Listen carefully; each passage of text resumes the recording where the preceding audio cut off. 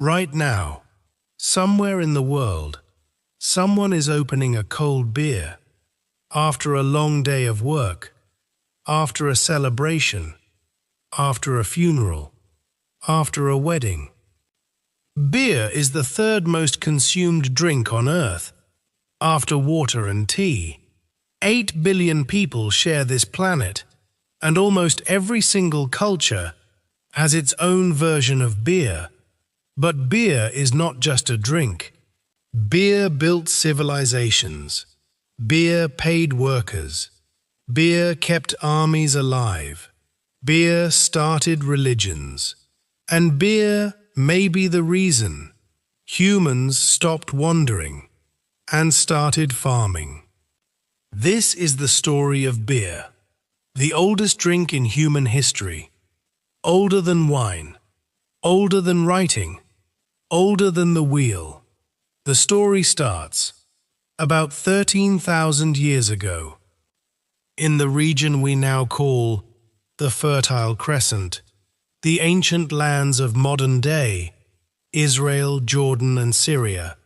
A group of hunter-gatherers, called the Natufian people, were doing something unusual. They were deliberately growing grain, not to eat as bread, but to ferment into a thick alcoholic liquid. Archaeologists in Israel found stone mortars and troughs, carved into cave floors, at a site called Rakefet Cave. Analysis showed traces of fermented grain residue, dating back 13,000 years. This was not an accident. These people were deliberately making beer, thousands of years before they made bread. But how did beer happen in the first place? Probably by accident.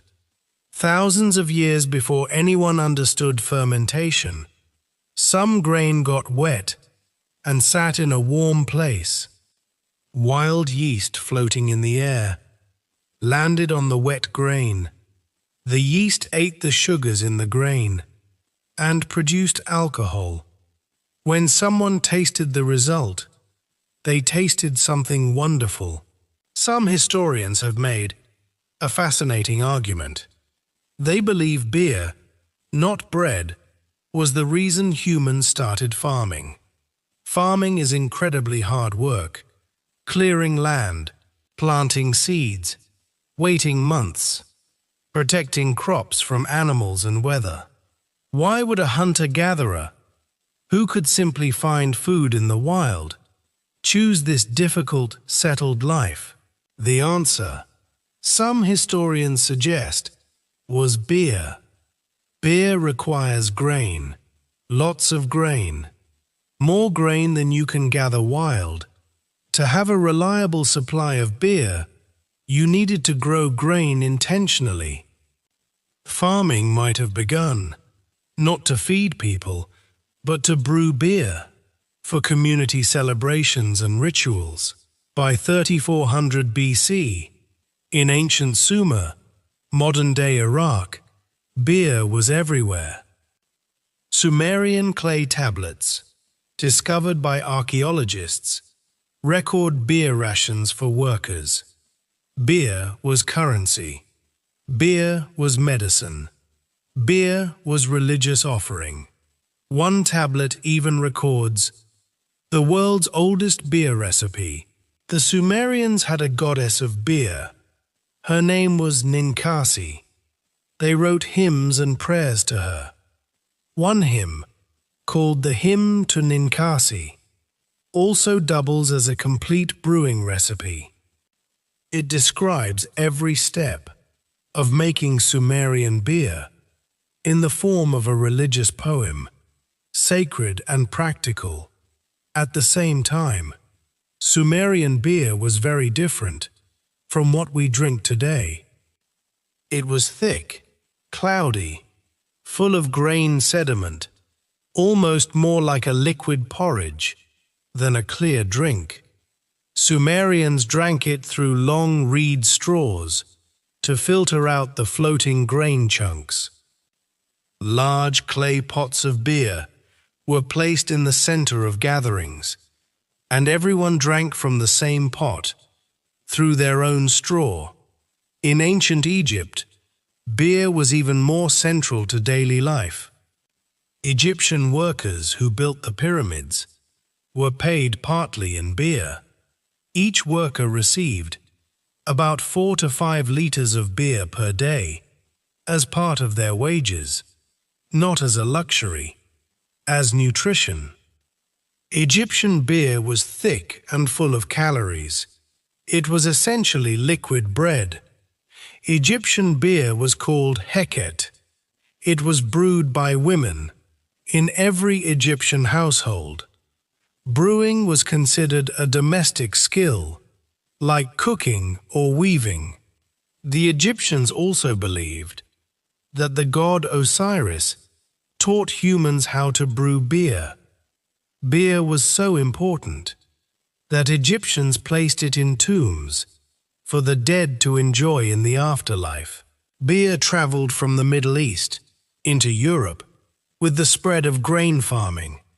By 3000 BC, Celtic and Germanic tribes across northern and central Europe were brewing their own versions of beer, using local ingredients, barley, wheat, oats, and local herbs and plants, for flavoring. For thousands of years, European beer was flavored with a mixture of plants and herbs called gruit. Gruit included plants like bog myrtle, yarrow, and wild rosemary. It tasted very different from modern beer. And then, one ingredient changed everything: hops. Hops are the flowers of a climbing plant called Humulus lupulus. When added to beer, they give it bitterness to balance the sweetness of the grain. But more importantly, hops are a natural preservative. Beer brewed with hops lasted weeks or months longer than beer made with gruit. This was revolutionary. The use of hops spread from Germany across northern Europe during the 11th and 12th centuries, and nobody embraced hops more enthusiastically than the monasteries. Christian monks across Europe were brewing beer, not as a luxury, but as a necessity. During Lent, monks were forbidden to eat solid food, but nobody said anything about beer. Monks called their strongest beer liquid bread. They brewed high-calorie, dark, thick beer to sustain them through weeks of fasting. The monks also perfected brewing techniques, developed new recipes, and kept careful records. The great brewing traditions of Germany, Belgium, and Austria trace their roots directly to monastery brewing. In medieval European cities, beer was not a luxury or a treat. It was a survival drink. Water in medieval cities was contaminated with sewage and disease. Drinking water regularly caused illness. Beer, even weak beer, was safer than water because the brewing process killed many of the dangerous bacteria. Everyone drank beer, men, women, and children. Then in 1516, something happened in Bavaria that would shape beer for the next 500 years. Duke Wilhelm IV of Bavaria issued the Reinheitsgebot, the German beer purity law. It stated that beer could only be made from 3 ingredients: water, barley, hops, nothing else. The Reinheitsgebot was partly about quality, but also about politics. By restricting beer to barley, the law kept wheat available for bread, so the poor would not starve, just to make beer richer. It was one of the first food safety laws in human history. and it is still partly in effect. In Germany today, the Industrial Revolution transformed beer completely. Before industrialization, every town had dozens of small breweries. Beer was brewed locally, consumed locally, and varied wildly in quality and taste. Then steam power arrived, and everything changed. Steam-powered pumps could move thousands of liters of beer through massive factories. Refrigeration, invented in the 1870s, allowed beer to be kept cold and transported long distances without spoiling. Railways carried beer from large city breweries to every corner of the country. Small local breweries began disappearing. In 1842, a brewery in the Czech city of Pilsen created something that would become the most popular beer style in human history: a clear, golden, cold-fermented beer, crisp, refreshing, and beautiful to look at. They called it Pilsner. Today, more than 70% of all beer consumed worldwide is based on the Pilsner style. Beer crossed the Atlantic with European immigrants. German immigrants to America brought their brewing traditions with them.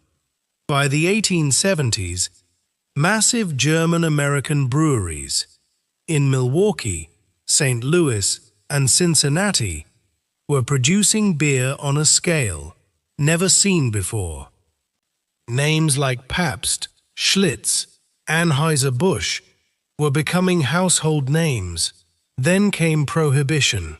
In 1920, the United States banned the manufacture and sale of alcohol. Breweries closed overnight. Workers lost their jobs.